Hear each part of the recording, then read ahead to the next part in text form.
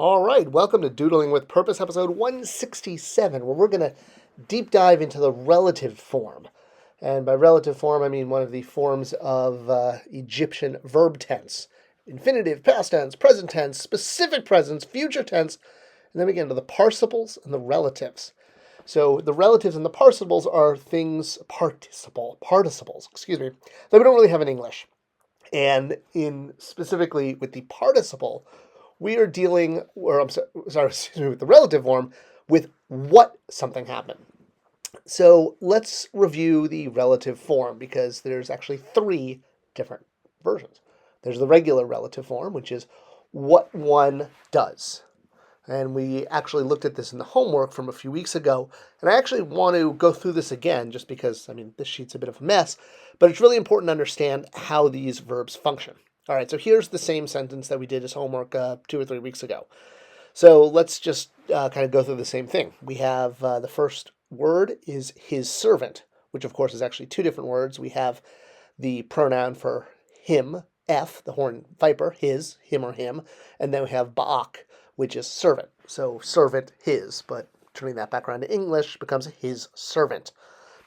Ba'ak equals F, the equals usually showing how the pronoun is connected to the other subject. All right, then we have the verb to do, ear or ire, I-R-R, then R, the second reflective sound. And this is the verb to do. So his servant does, because we're in the present tense. And now we have the verb to favor, which is in a very unique tense. It's in the relative form. And the way we know it's in the relative form is because we see three things here. We see that the final consonant on what is a weak verb has doubled. We see a T has been added.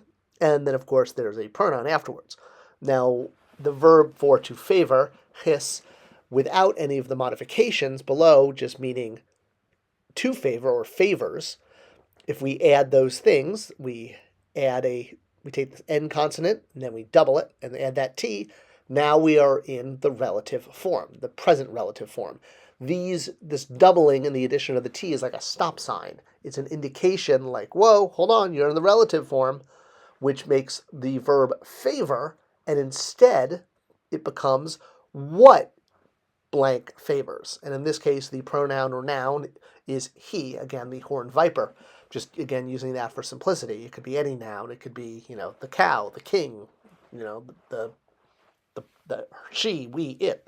So what he favors, because we have the pronoun he under it, which makes the entire sentence, it's not he, here, his servant does, it's what he favors, which is a different translation than his servant does his favors. The relative form adds that crucial what, since there is no word for what in Egyptian. And I know you're like, well, wait a minute now. What? Really? That's what the relative form actually is all about. The word what, which is so common in English, and we use it in order to create sentence structure in question form, it doesn't exist. There's no what in Egyptian. The verb has to go into the relative form in order to create a what. So bringing that back to our relative form review, we have the present relative, what one did or does or loved or etc. The past relative, what one loved with an ed. So what one blank s, what one blanked ed. And now we have our third relative, the new one for this week, future relative form, which is what one may blank, what one may love, what one may do. Let's just throw in the verb to favor, his. So if we were going to put this into all of the different forms, then we would get in the relative form what one favors, past what one favored, future what one may favor. So that's the direct literal translation of the relative form. Let's then look at reviewing how we know. What are the sign? Well, for the relative present, everything doubles except strong. We add that T and we add a noun and a pronoun. For the past relative, nothing doubles, not even doubling verbs. We add a T and we add an N, which is like the ED, and then the noun and the pronoun. For future tense, our sign, our clue that we're in future relative, is we add a T, we add the noun pronoun, and we add the alternate y, the two sets of stroke marks at a diagonal. So let's look at how that works for all the different verb types. Strong verb, sit in. Add T, add pronoun, in this case we're going with him again, and add two sets of double diagonal strokes, which is Y. So T, F, Y in this case. The F could also be, an S for she, or a we, or a them, or a they, or a proper noun. So this becomes our box, our rule. We add that T, we add the noun pronoun, and we add Y, the two sets of diagonal strokes there below. This box winds up going in every type of verb. So doubling verbs, ma'a, to see. Well, keep the double as is, no change, but we're just going to pop in our little box. And what do we fill that box with in the future relative form? First, we double the we add the T, we add the pronoun noun, and the Y.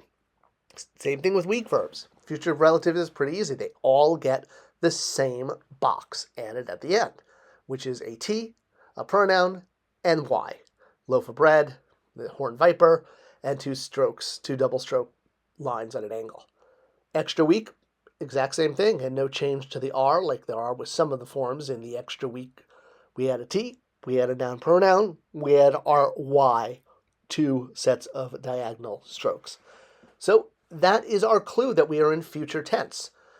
Basically changing to here, to see, to love, and to give to relative means that what tense. It's the what in ancient Egyptian. So what one hears, what one may see, what one may love, and what one may give. Sorry, the first one was what one may hear. And all of these get the T, the pronoun noun, and then the Y, the double strokes at an angle. And that's future relative form. It's probably the easiest of the relative forms because it's the same modification to all of the different four verbs. If you know how to do strong verbs, you know how to do doubling, weak, and extra weak. It's the same rule. T, noun, pronoun, and the Y, the double strokes. So that becomes our clue. So now we've put a lot into our sort of clue chest box, or chest box, our toolkit. I don't know. Whatever it is, this is our toolkit now. It's getting a little messy because we have a lot. We've actually added a couple more since I originally wrote this out. We've had to add those extra specific past participles and relative in the past and future. So there's two participles and three relatives. The three relatives are present, past, and future. Each has its own clue of how verbs are modified. This is the tense that adds the what. I hope you found this interesting and continues in your hieroglyphic journey. Any questions about this form, let me know in the comments below and I'll get back to you. Next week, we'll head more into the future tense as we continue our deep dive on verbs here on Doodling with Purpose.